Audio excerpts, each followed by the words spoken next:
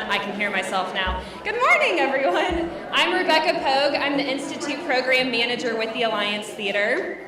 Welcome to day 2 of the Woodruff Arts Center Educator Conference. We're so excited that you all are here. A couple of bits of housekeeping before I introduce today's guest speaker. Be sure to check out the exhibitor tables as today's Lunch and Learn. We have representatives from all 3 arts partners, the Alliance Theater, the Atlanta Symphony Orchestra, and the High Museum of Art. We also have representatives from the Latin American Association and Georgia State University's Masters of Arts in Creative and Innovative Education program, or their MACE program.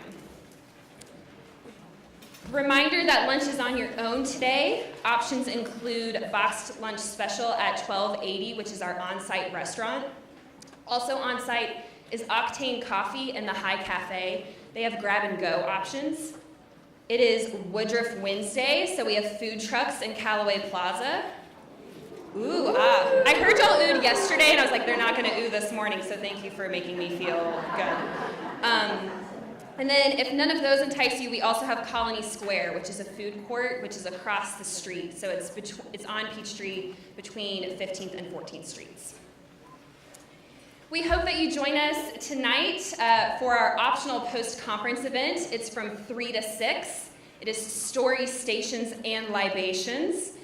So after, woohoo! Now y'all know what I need when I'm up here. So it is hosted by the Alliance Theater. It's in Center Space. So after today's keynote this afternoon, walk out these doors to the right, and we'll get you set up for the event. It is a great way to experience art here at the Woodruff. We have tours of the High Museum of Art and Symphony Hall. It's a great way to build community with your fellow participants. We also have a lot of great food donations. We have whoopie pies from No Big Whoop Bakery, ice cream from Suno Dessert, assorted pastries from Sweet Hut Bakery, and sandwiches and fruit from Publix. So it's going to be great, and we hope you all stay around for that. Oh, the most important part, there will also be a cash bar at the event. So I'm pleased to introduce this morning's guest speaker. Mark Valdez is a friend of the Alliance Theater. He's also an artist, organizer, and consultant based in Los Angeles, and I can't wait for you to hear and learn from him. So let's give Mark a round of applause.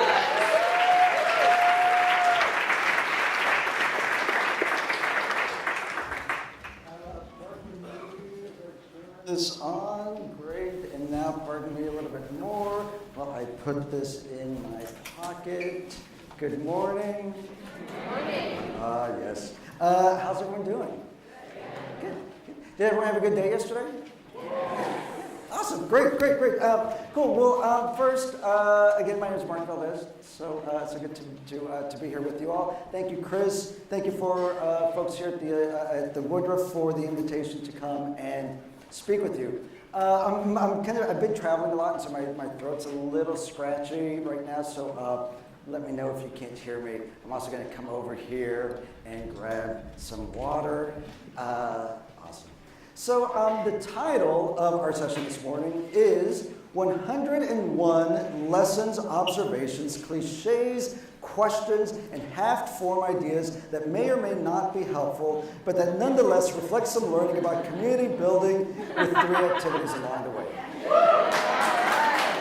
Great. Awesome. It's going to be so much fun. I was trying to figure out what I was going to talk about, and so I just started to make a list. And then at a certain point, it was much more fun to just keep making a list than it was to actually write a speech. So 101 lessons, observations, cliches, questions, and half-formed ideas that may or may not be helpful, but that nonetheless reflect some learning about community building with 3 activities along the way. Here we are. So clearly, we have a lot of ground to cover. So I'm just going to dive right in and get us started. 101. We're going to start at 101 and work our way to the top. 101. Architecture can mislead you. While I appreciate that we are sheltered in this structurally sound, dry, air-conditioned room, it is designed to place to have you as the audience and me on stage, signaling that I am the expert who must be listened to, and you are not experts who should sit there and learn. Some would say I would be the teacher, you would be the students. So clearly, and you know this, that's just not right. So that leads us to numbers 100 through 89 and our first activity. 100, challenge architecture. 99, try to do the impossible. 98, a little bit of chaos is okay. 97, still, don't let that chaos go on too long. 96, sometimes you may need to talk to someone to help you figure things out. 95, don't worry about doing it wrong. 94, not everyone will like this. 93, it's okay if somebody opts out. 92, still, most people are nice and they're just going to go along with it because you asked them to. 91, if the instructions aren't clear and you don't know where you're going, you can just move anywhere or stay where you are.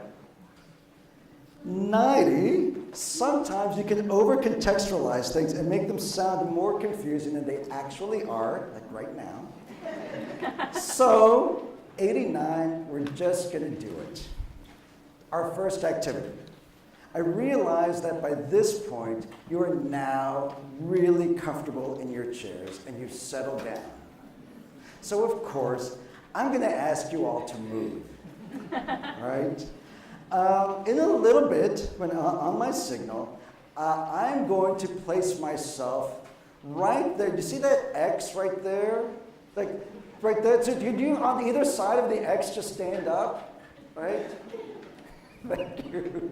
So like right there. So that we're going to make that the center. Thank you so much. We're going to make that little location the Woodruff Art Center. Okay, like we're going to pretend that that's the Woodruff, and we're going to shrink the greater Atlanta area into this room. Okay, and you are going to place yourselves on this map that we're going to create according to where you live. So if that's the Woodruff, where do you live in relation to that location, right? Okay. Hold on one second. This will. Hey, remember, a little bit of chaos is good, right? It won't go on too long. So let's make sure that we keep this map inside this room. So, for instance, I live in Los Angeles. So rather than going to the courtyard, I would just kind of sit on an edge somewhere and let the people around me know that I represent Highland Park neighborhood of Los Angeles, right? Think of yourselves as a pushpin, right? And locate where your home is on this map. And in order to do that, clearly you're going to have to talk to one another so that the person who lives in Chamblee doesn't live next to the person in Marietta. I don't know what where these places are, thank you, but you know what I mean. Also, a last bit of information, just to orient ourselves. We're going to make this north. That's south? Oh, great. So let's make that south. Thank you. We're going to make that north, which makes that east, and we make that west, right? North, south, east, west. And now what else? Like I said, chaos is good. This won't go on too long because you're nice. You're just going to go with it. On the count of 3, we will, hold on one second. On the count of 3, we'll all get up. Take your stuff with you. Ready? 1, 2, 3, move.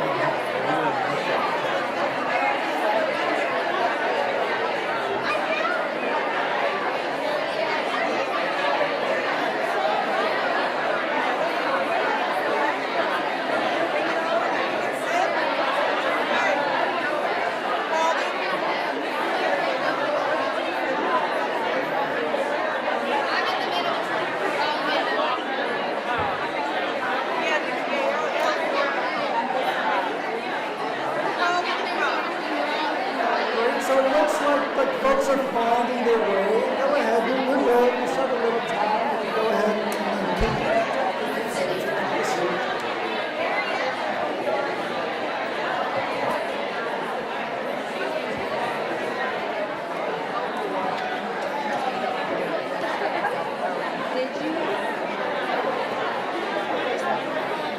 Great. So if you will, go ahead and find a seat.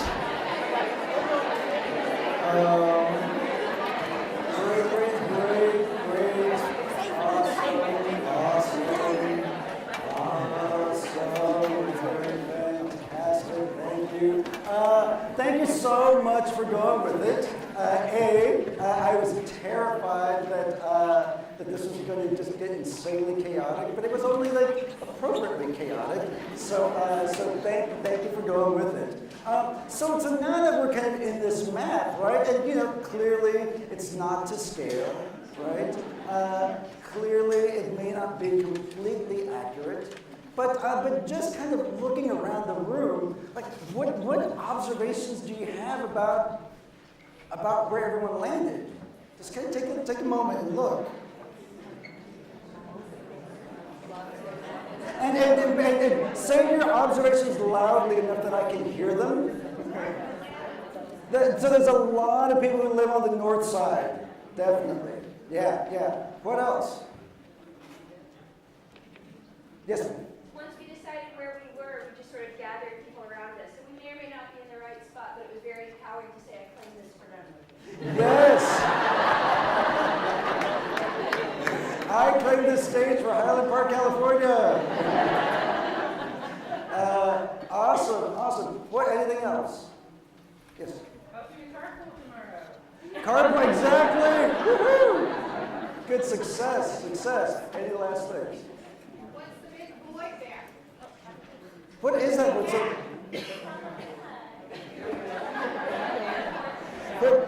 So like people that so like the green shirt right here. Where are y'all?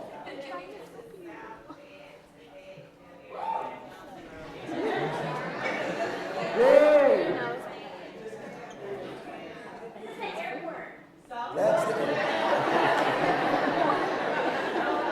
So I have a question. So I know enough to know that there's a perimeter around Latex.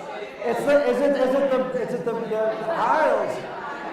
Oh, interesting. So this is outside the perimeter.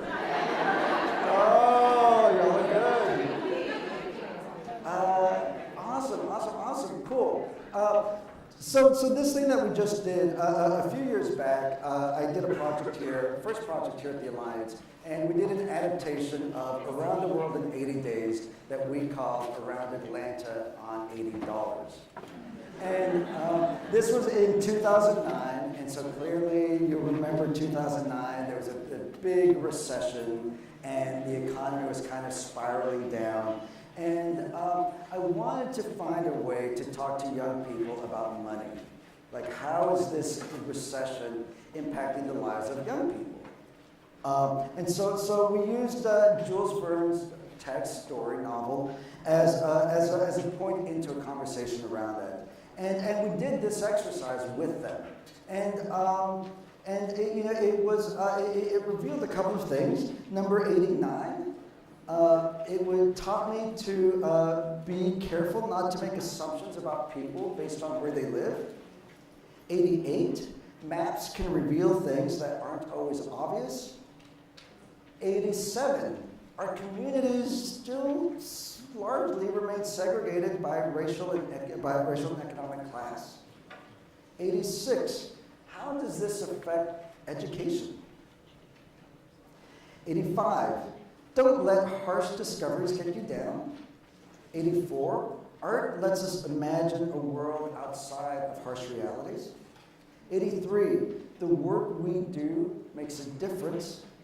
82, remember to remind yourself of that. I'm looking at time, so we are just going to jump ahead. It's all good. Number 51.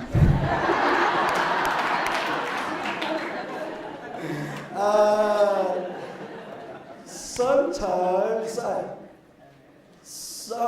51. Someone will always say yes to a crazy idea. Clearly. 50. Usually, because they usually do so because they understand that the way to innovate is to take risks, to do something that may not work. 49. Once you find those people who will say yes, never let them go. 48. It's okay to take on really big topics. 47. Especially if you can make it fun. 46. Most people like games. 45. Especially if they come with prizes. Activity 2. In 2015, I became obsessed with games and gaming. And I was trying to find a way to draw a connection between theater and gaming. So I asked Chris Moses and Susan Booth here at the Alliance if we could do a project that looked at that possibility. How do we involve and combine gaming with theater? And of course, they are two individuals who will say yes to crazy ideas, which is why I've never let go of them. And so we came here. So we came here to do this play, project game. With no knowledge of how to make a game, I came here to work with the teen ensemble to create a game that looks at how we can raise awareness of climate change. And we called this game Topia. It was basically a scavenger hunt that took place all over the Woodruff campus. And we met outside of that courtyard, and people came in teams, and you played as a team. And you basically kind of had to go to various parts of the campus. This was one of the locations, the gallery next door, the Hertz Theater, the line stage upstairs in the offices. I mean, we were running. There was one family once that came, and they were just running through these halls. And security folks had no idea what to do. It was pretty amazing. But in the end, depending on the riddles you solved and the questions you asked and the challenges you had to overcome, we either ended up with utopia or dystopia. And depending on the outcome, there would be this happy dance because we had utopia, or equally as wonderful was when we had dystopia and zombies came out and killed everybody. So I want to share with you all some of the things, some of the questions that you're asking folks. And so I'm going to ask you some questions. Feel free to answer as tell me what you think the answer is. Number 1, what wastes more water, a shower or a bath? Shower. Who said bath? Bath. Great. Bath is correct. Yay, and you get a prize. Yay! Thank you. Your name is Freddie. Awesome, Freddie. Number 2, how much water is used by an average family of 4 in 1 week just by flushing the toilet? 14 gallons? 3 gallons? 357 gallons? 881 gallons?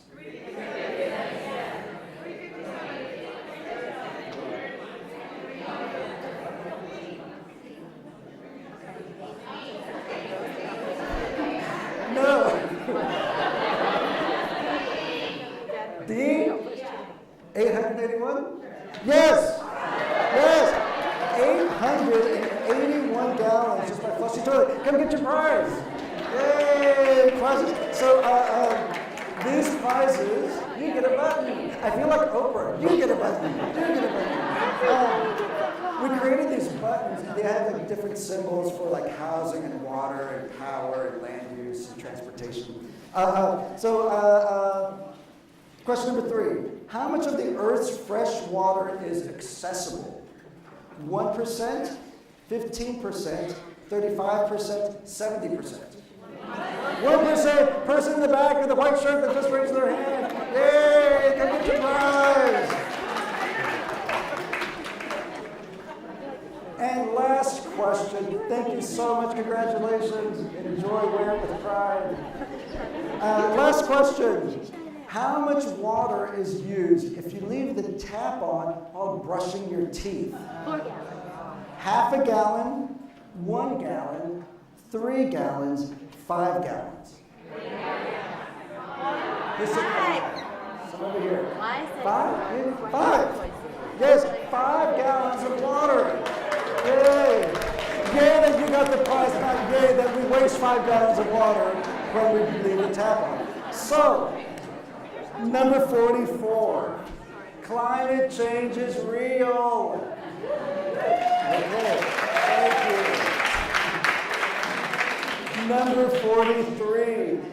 Turn your faucet off when you brush your teeth. Number 42, if you participate, you might win a prize.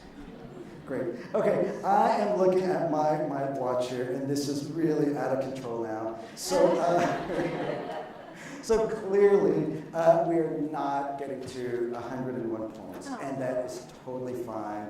What I have to say really is not more useful or insightful than what you're going to learn from talking to one another. So, activity 3. When you walked in, you got a piece of paper, right? It's a piece of colored paper. So go ahead and take that paper out.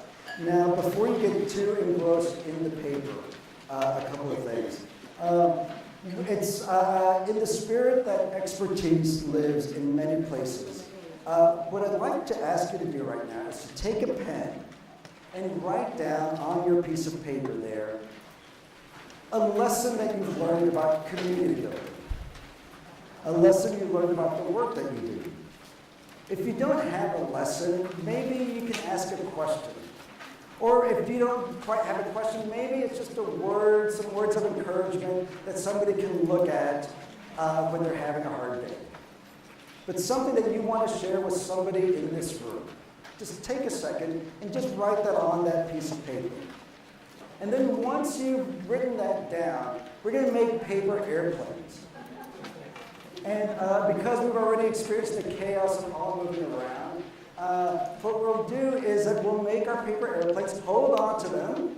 If you make yours early, don't resist the temptation to start flying it immediately. Hold on to it, and then we're going to fly our planes together all at the same time.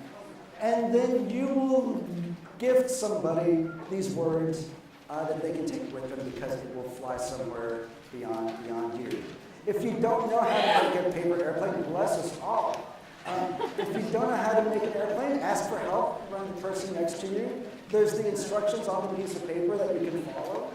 I am told that folks here on staff made the planes, and I am told that it works, that they fly really well.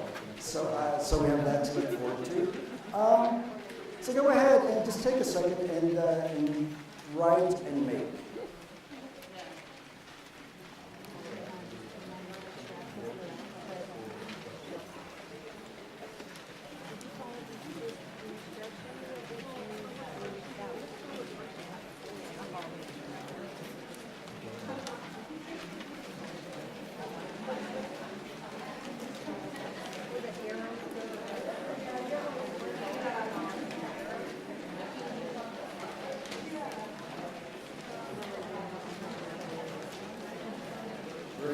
Got yours done. Fantastic. Just hold on to it.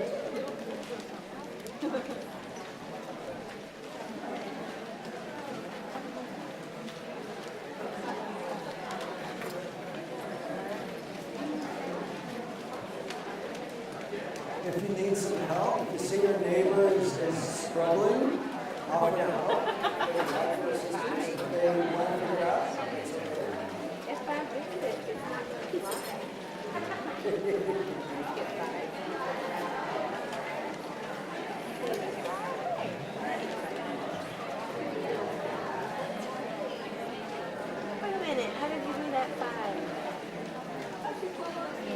Again, feel free to ask for help.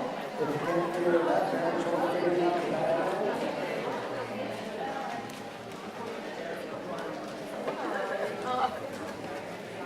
It'll still fly. Resist the temptation Already finished?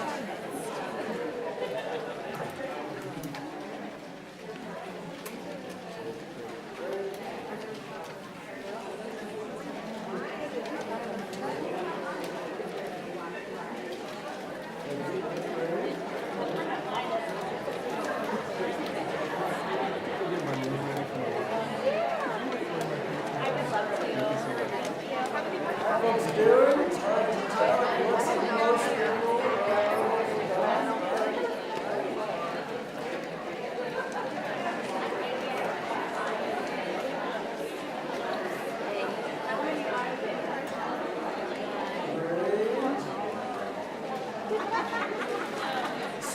So now stay in your seats here. If your plane is ready, just lift it up.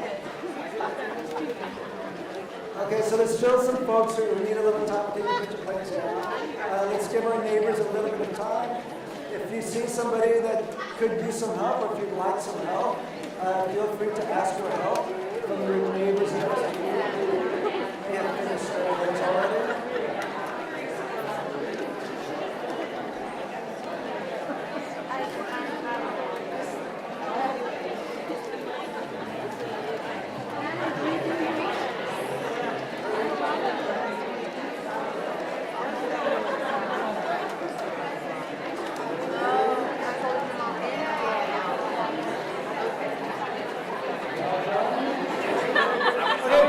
So here we go.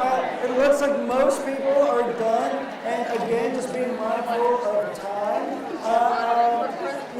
If you just can't figure out the airplane, you can just crumble up in your ball and throw it, and that's okay too. That's gonna be little. You can be the anti-ballistic defense system here. Okay, so what we want to do is stand up. And it's probably like, right now everyone's facing me, so like face each other, because otherwise I'm going to be attacked by a squadron of information. And pick whatever direction you want, and I will count to 3. And when I count to 3, we will all collectively throw our airplanes in the air. Okay. Here we go. Everybody position, ready? 1, 2, 3, go!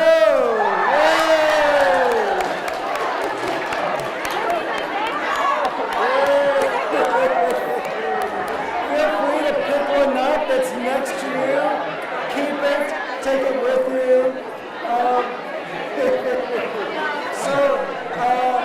Folks, really quickly, here you go. If you can just take a seat one last time. One last time, if you can grab a plate off the floor, grab a seat. Lastly, in closing, oh, nice.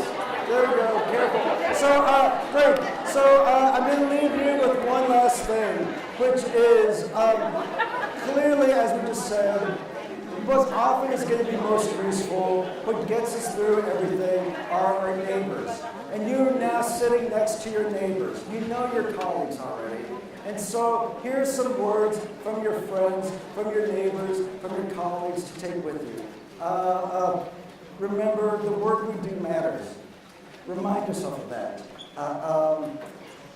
I was struck yesterday that I originally wanted to talk about optimism, but I was like, it's insane to talk about optimism to a group of educators. You are our optimists. So thank you for inviting me here. Thank you for this. Have a wonderful day. We'll see you at Libations this afternoon. One quick announcement before you all run to your morning sessions. Math Innovation and Application in the car room has been rescheduled to the afternoon. So if you have signed up for Math Innovation and Application, we suggest that you attend Film, Television, and Video Game Music in Center Space, and we will add that session that was rescheduled for the afternoon to Sched by lunchtime, so you can attend it in the afternoon. Enjoy your morning sessions.